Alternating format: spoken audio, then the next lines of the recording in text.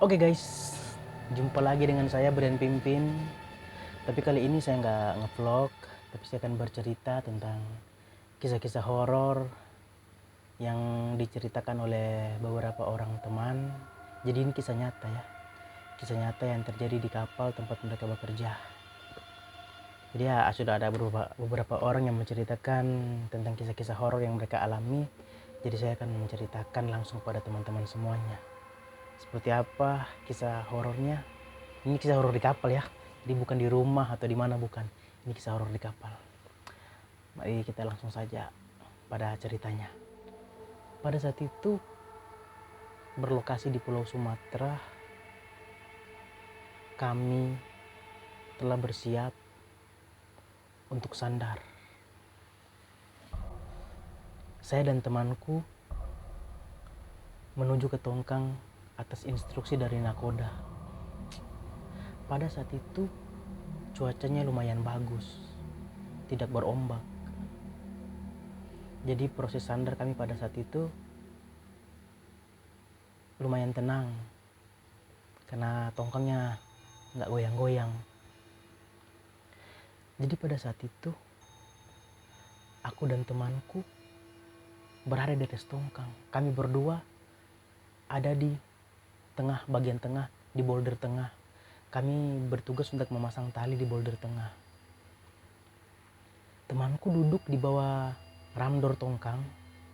Ramdor itu ya tempat untuk, misalnya kalau tongkang itu membongkar batu bara atau apakah, itu tempat buat naik alat-alat berat gitu loh.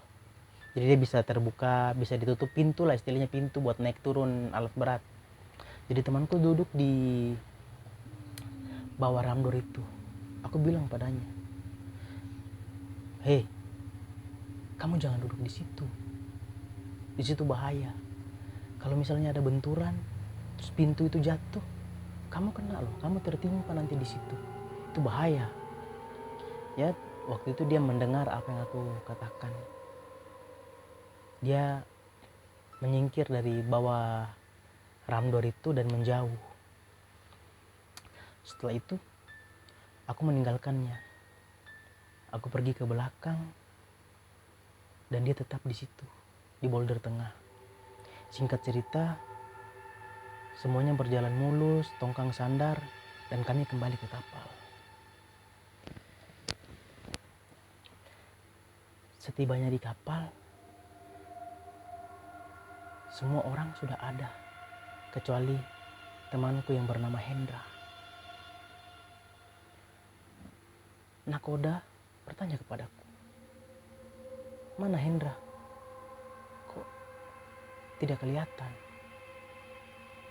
Lah, bukannya Hendra sudah balik duluan?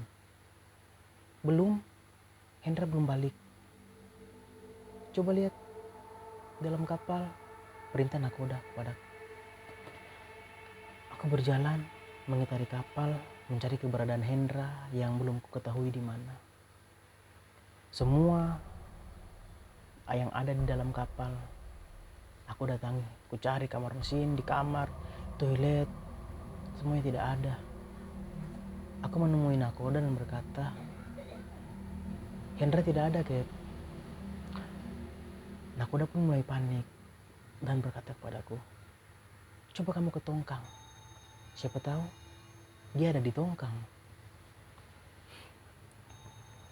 Aku naik lagi ke tongkang dengan membawa senter penerangan karena saat itu sudah jam 8 malam, sudah gelap.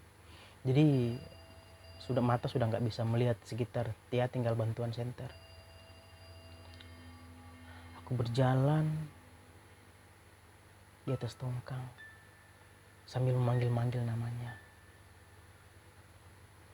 Sekitar 10 menit aku keliling tongkang. Tak kutemukan di mana Hendra. Aku pun mulai panik. Dan aku teringat tempat di mana dia duduk tadi. Aku berjalan ke sana untuk mencari dia. Dan tiba-tiba kakiku menendang sesuatu. Aku terkejut. dan refleks menoleh ke bawah sambil mengarahkan cahaya senter ke benda yang aku tendang tadi, yang ternyata itu adalah tangannya Hendra. Dia tertimpa dengan besi yang lumayan besar, pintu tongkang, tempat untuk naik turunnya alat berat. Aku melihat di sekeliling sudah banyak sekali darah. Aku pun segera lari ke kapal dan memberitahukan apa yang kulihat kepada kapten. Kapten tidak percaya dengan apa yang aku katakan, sehingga dia menyuruh seorang perwira dan salah satu orang temanku untuk melihat apa yang aku katakan tadi, apakah benar. Seorang perwira itu pun kembali ke sana bersama dengan seorang temanku, sedangkan aku sudah tak sanggup lagi untuk berkata-kata. Tubuhku lemas. Aku tak percaya dengan apa yang aku lihat. Hendra, temanku yang selalu dekat denganku tiap hari, sudah tak bernyawa.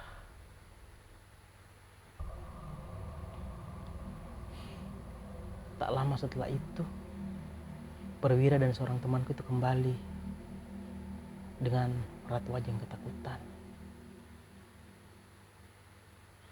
Mereka pun mengatakan hal yang sama dengan apa yang aku lihat. Hendra meninggal.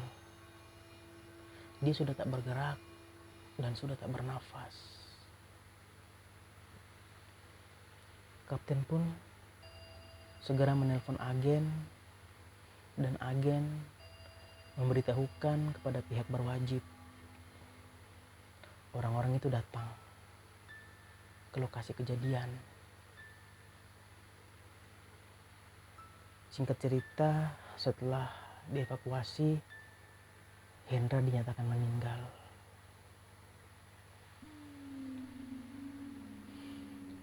Aku dan 8 orang temanku dibawa ke kantor polisi untuk diinterogasi, untuk ditanyakan apa yang sebenarnya terjadi. Pada saat interogasi, Pak polisi yang sedang menanyaiku dengan beberapa pertanyaan berkata kepadaku, "Mas, temanmu itu ada di sini. Dia sepertinya belum sadar kalau dia sudah meninggal. Dia masih berusaha memanggil kalian dan mengatakan kalau dia ada di sini," kata seorang polisi itu kepadaku. Aku sangat takut.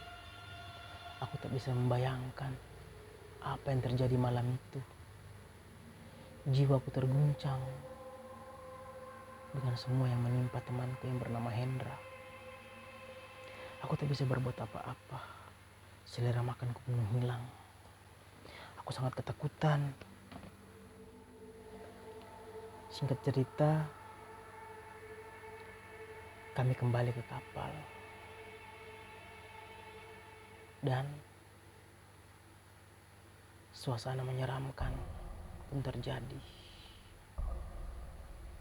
Malam itu ada suara langkah kaki yang berjalan mengitari kapal.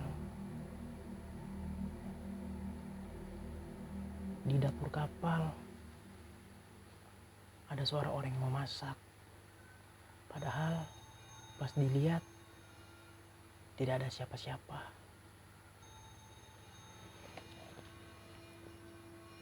Kami satu kru benar-benar dibuat ketakutan. Malam itu suasana tambah mencekam saat mesin lampu kami tiba-tiba mati. Tidak ada yang berani turun ke kamar mesin untuk menghidupkannya. Akhirnya seorang perwira mesin membangunkan kami semuanya dan kami bersama-sama turun ke kamar mesin untuk menghidupkan mesin lampu. Tapi sayang, mesin lampu yang tadinya bagus tanpa kendala, tiba-tiba saja rusak. Tak tahu apa penyebabnya. Akhirnya perwira mesin itu menghidupkan mesin yang sebelah kanan, karena mesin yang sebelah kiri sudah mati.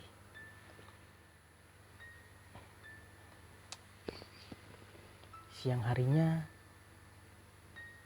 jenazah Hendra sudah dikirim ke kampung halaman yang ada di Kalimantan.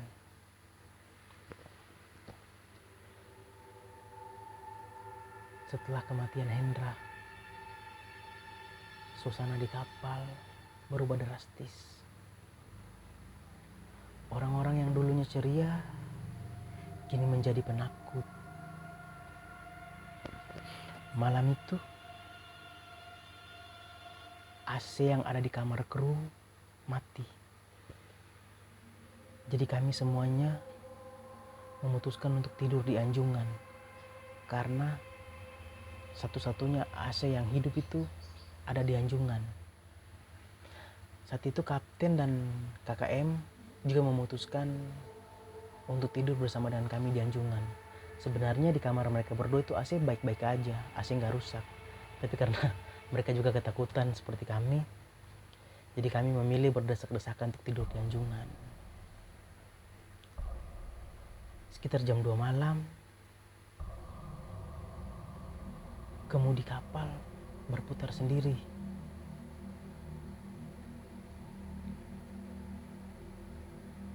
Kami mulai ketakutan dan menutup kain selimut sampai di kepala.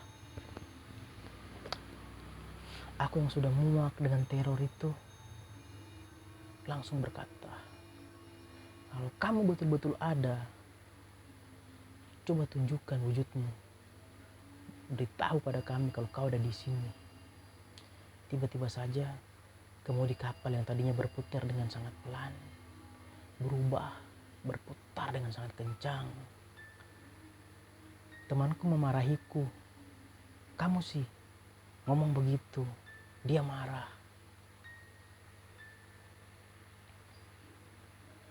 Kami sangat ketakutan dan berharap malam itu segera berlalu. Keesokan harinya, aku dan 2 orang temanku memutuskan untuk berhenti dari kapal. Kami takut dengan apa yang terjadi di kapal itu. Setelah kami pulang, kami sudah tak pernah lagi mendengar berita tentang kapal. Jadi kami tak tahu apa yang terjadi selanjutnya di atas kapal. Hanya ada kapten dan beberapa orang temanku yang tinggal. Jadi yang berhenti itu saya, KKM, dan salah satu perwira mesinnya. Jadi guys, pesan yang ada dalam cerita ini untuk selalu memperhatikan keselamatan dalam bekerja. Dimanapun kita berdiri, dimanapun kita duduk, kita harus selalu memperhatikan sekeliling. Apakah ini aman? Keselamatan kerja nomor 1. Ingat guys, ada orang-orang tersayang yang menunggu kita untuk pulang ke rumah. Oke guys, jadi ini bukan cerita yang saya alami ya, tapi ini cerita yang dialami oleh temanku. Saya hanya menceritakan aja lah pada teman-teman semua. Jadi ya ini bukan yang saya alami ya. Terus juga peristiwa ini terjadi itu sekitar tahun 2001-2002. Jadi sudah lama guys.